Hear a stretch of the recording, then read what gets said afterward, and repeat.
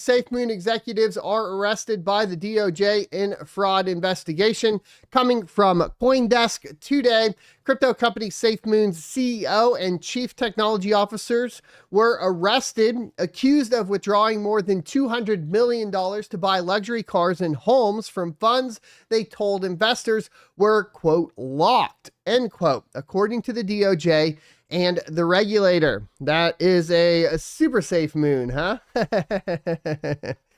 The Department of Justice has the CEO and CTO of SafeMoon in custody, but is still looking for creator Kyle Nagy, I think, or Nagy, I don't know how to pronounce that last name, in its securities fraud case against the executives. The Securities and Exchange Commission is also pursuing a case that the company offered unregistered securities.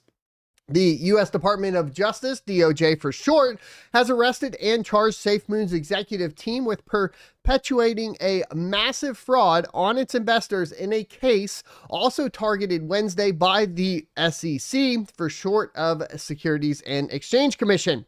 SafeMoon CEO John Carney and Chief Technology Officer Thomas Smith were arrested, and the creator remains at large, according to the DOJ. The SafeMoon executive team withdrew more than $200 million from the project, as detailed in the SEC's complaint, and they misappropriated investors' funds for personal use, authorities said. Quote, as alleged, the defendants deliberately misled investors and diverted millions of dollars to fuel their greedy scheme and enrich themselves by purchasing a custom Porsche sports car, other luxury vehicles, and real estate, end quote, said Brian Peace, U.S. Attorney for the Eastern District of New York, in a statement.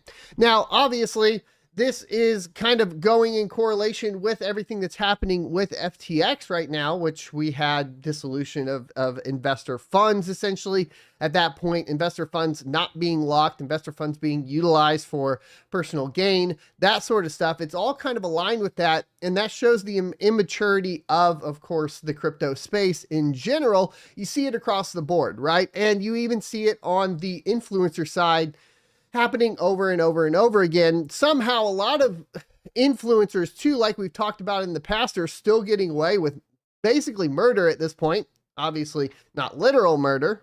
Well, in some cases probably, but for the most part, getting away with things that, you know, typical traditional finance doesn't have to deal with. And that means just be extremely careful out there. It's also why when I try to approach projects, I'm going to lean more towards being skeptical towards any project than be positive about any project, because I think that's the way you should approach everything within cryptocurrency right now, because of situations like this. You don't want to get caught up in either being invested in something like this or perpetuating this, right? If you're purchasing and then also pushing SafeMoon, and then this comes down the pipeline, especially as an influencer, that's on you. And that is kind of one of those things where you could get wrapped up into something completely accidentally.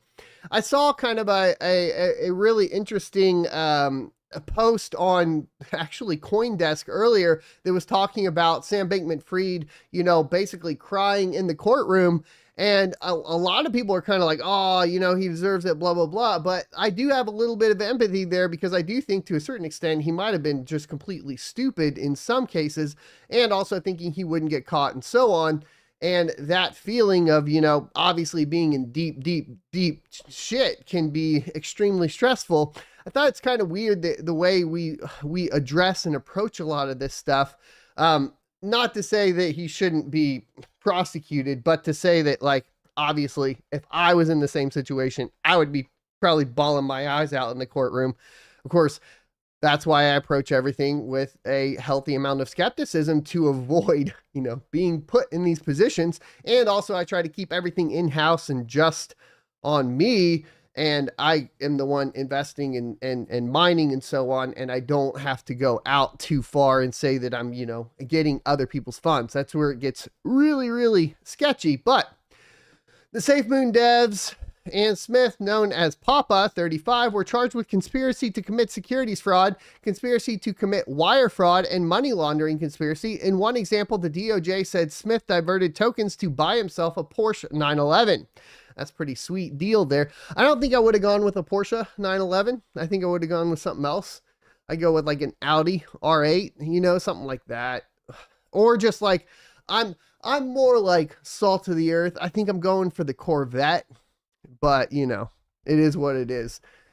The token SFM fell more than 30% on Wednesday. CoinDesk's attempts to reach out to the three through the company website and through their social media accounts have been unsuccessful. While facing criminal charges, the defendants were also charged for security violations by the SEC.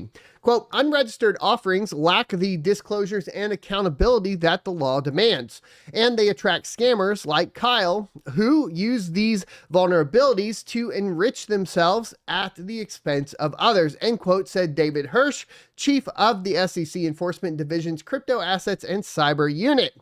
The agency also accused all three of perpetuating a massive fraudulent scheme through the unregistered sale of the crypto asset security.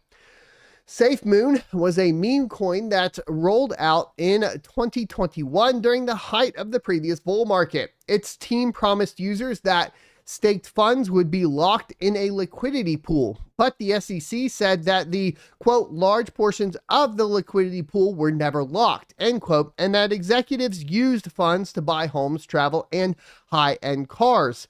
This is also something I think for a lot of newbies that can be extremely confusing as to what SafeMoon actually was compared to what actual cryptocurrencies are.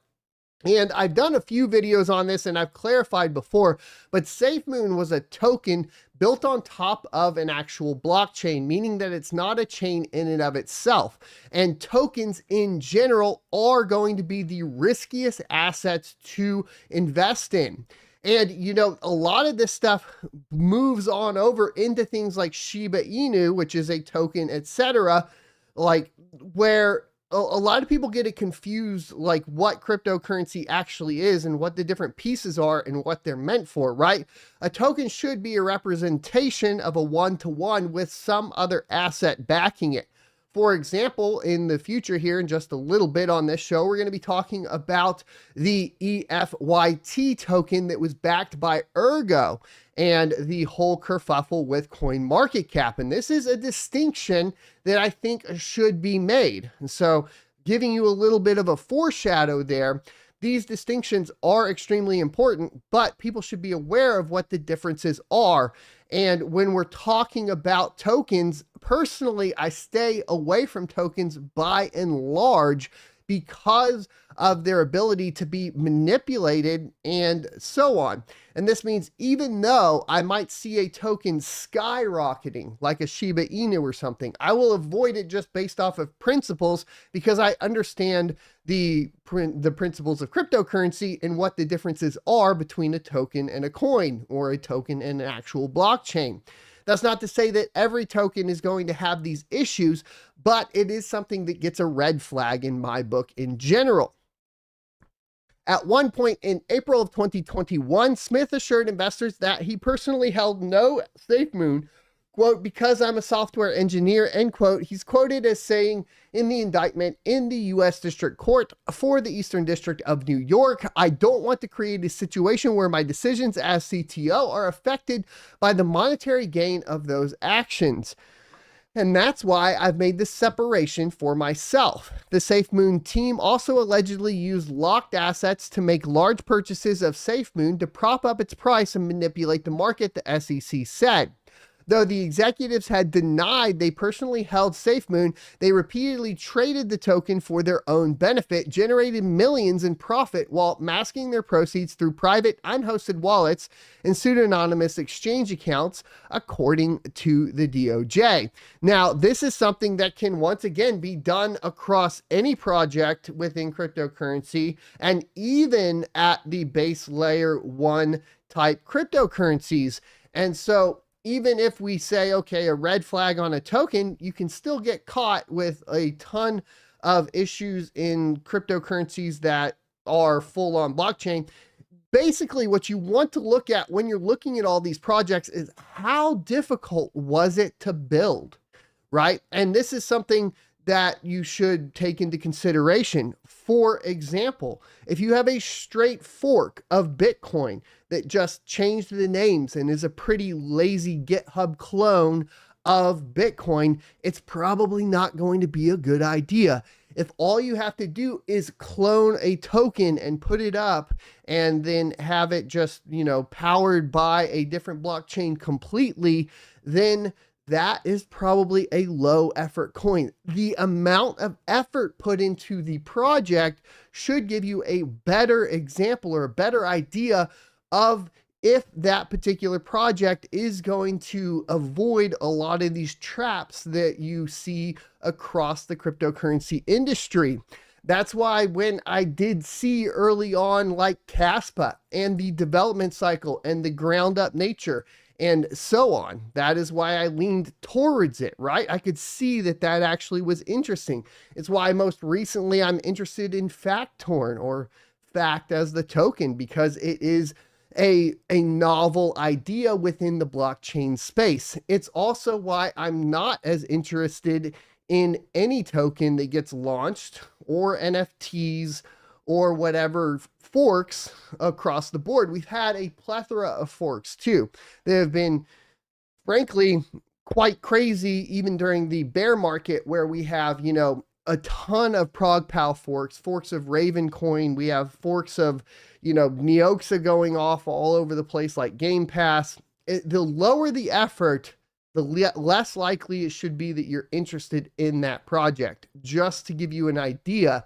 And you can go through the GitHubs, you can go through the development of these, you can start figuring out, did they work on a novel idea here? Have they set themselves apart? If they haven't, just completely avoid it, in my humble opinion. Not financial advice, of course.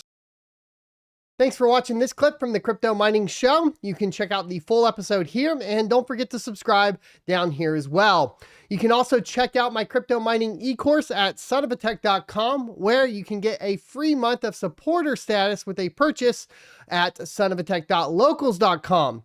Also, don't forget to check out my merch underneath the video or at shop.sonofatech.com. I'll see you next Tuesday.